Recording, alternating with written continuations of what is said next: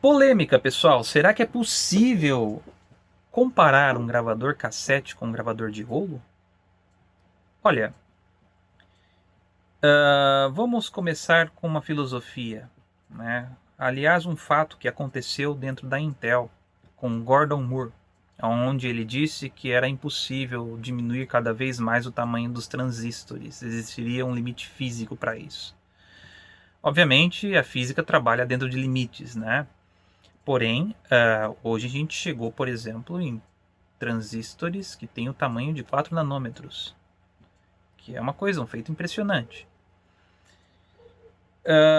Agora, se analisarmos bem o princípio de como a fita como a fita surgiu e para que ela surgiu, na verdade, em relação ao gravador de rolo, o gravador de rolo tinha uma versatilidade desde você gravar voz a gravar músicas com uma qualidade impressionante, enquanto a fita cassete surgiu basicamente para reportar algo, gravar voz, né? E não surgiu como uma mídia para música. Mas é aí que tá uma coisa interessante, né?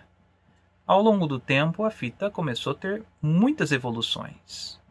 Isso daí explodiu aí finalzinho meados da década de 70 até finalzinho da década de 80, correto?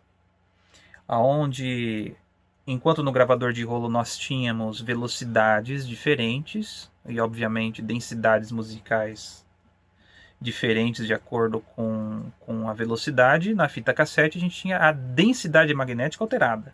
Enquanto num gravador de rolo você tinha a velocidade da fita, né? No gravador cassete você tinha a densidade magnética. Galera, vocês não sabem como é difícil, viu? Eu tô vendo que eu tô repetindo algumas coisas, não sabem como é difícil fazer um vídeo corrido assim, sem pausas, mas eu vou tentar. Não me levem a mal essa coisa meio que nada tão profissional, mas eu vou tem que passar essa reflexão para vocês, né? Densidade de fita versus velocidade de fita. Fita cassete, por exemplo, sempre na mesma velocidade de 1/7/8, e a fita de rolo você poderia variar a velocidade, ok. Porém, a fita de rolo ela nunca teve avanços dos compostos químicos, de fato, como a fita cassete teve, né? Obviamente tiveram tentativas aí de inserir a fita do tipo cromo para gravador de rolo, mas isso não pegou. Ou, se eu não me engano, a ferro-cromo também, nesse meio do caminho. Isso não vingou. Agora, vamos falar somente da fita ferro. A fita ferro ela tem uma densidade magnética X, né? Ali, né? Não varia muito dependendo da formulação, não chega a variar tanto, mas na fita cassete você teve com uma promessa de uma maior densidade musical em compostas diferentes, né? Porém, olha o que acontece, né? Que interessante. Um gravador de rolo, normalmente ele trabalha numa frequência superior a 105 kHz, coisa que num cassete deck 105 é quase o limite, né? Isso perante a muitas empresas adotaram frequências meio que padrões entre 60 a 105. Agora, o pulo do gato tá aonde?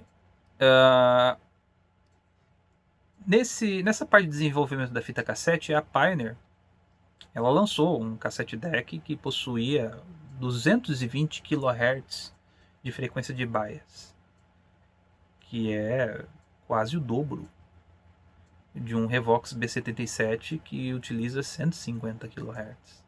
Tá, mas que de fato essa frequência de bias ela serve, né?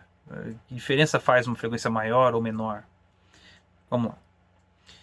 Vamos começar por alguma coisa mais sensorial.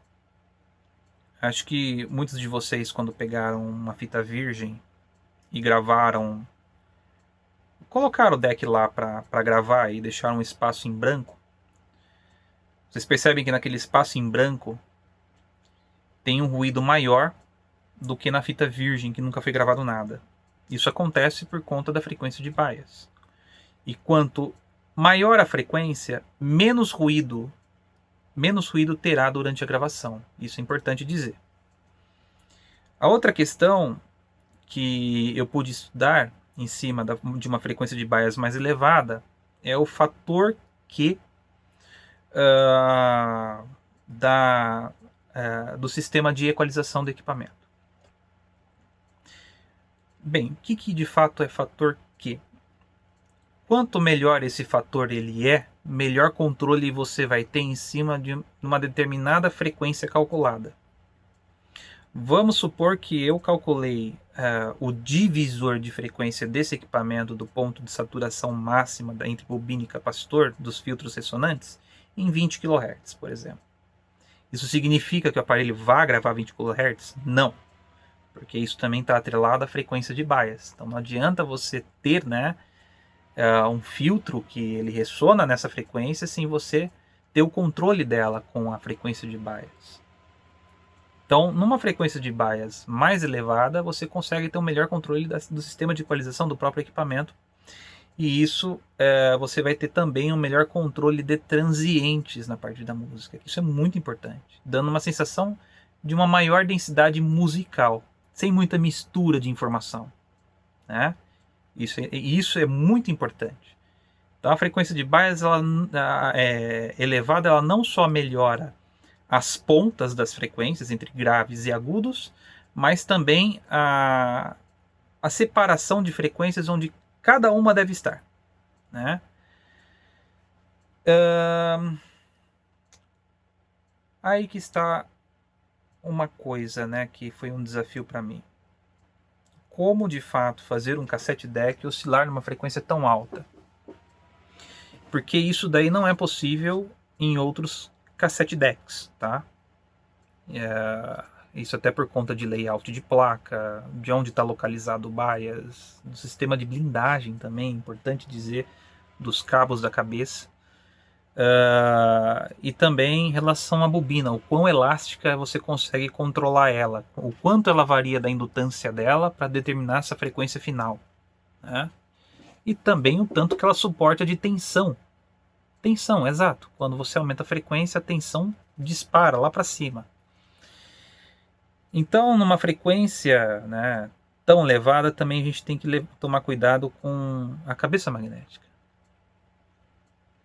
Ferrite ou Sandust, em teoria, são incapazes de ressonar numa frequência tão alta. Aliás, elas até conseguem, né, ter esse sinal de polarização nelas, mas quando você injeta junto a corrente musical, né, a corrente de música na cabeça, ela acaba sofrendo esterese magnética por conta de corrente, né? Ela não tem uma permeabilidade magnética tão boa como o permalloy. Apesar do permalloy, o próprio nome dele é bem sugestivo, né? Uma liga que é altamente permeável da parte magnética. Então, aonde chegamos, né? Temos agora uma frequência de bias em um cassete deck equivalente a uma frequência de... Aliás, não é equivalente, não, é igual a uma frequência de bias, por exemplo, de um Revox B77, né? Bem, se vocês, né, me acompanham certinho aqui no YouTube, eu deixei uma postagem do qual eu falei a respeito dessas evoluções, né? A princípio esse aparelho surgiu durante as minhas modificações a 160 kHz. Porém, para ter uma margem de segurança, eu desci para 150, onde eu sei que não vai acontecer danos com o resto de outros componentes aqui dentro, né? Então, aí que fica a pergunta, né? Finalizando isso daí, será que de fato um gravador cassete pode se equiparar a um bom gravador de rolo? Até porque a densidade musical desse equipamento aqui tá dando o que falar. Vai ter vídeo desse Gradiente S96 aqui no canal. Tá? Eu terminei ele hoje, porém ainda falta fazer outras questões aqui em restauração.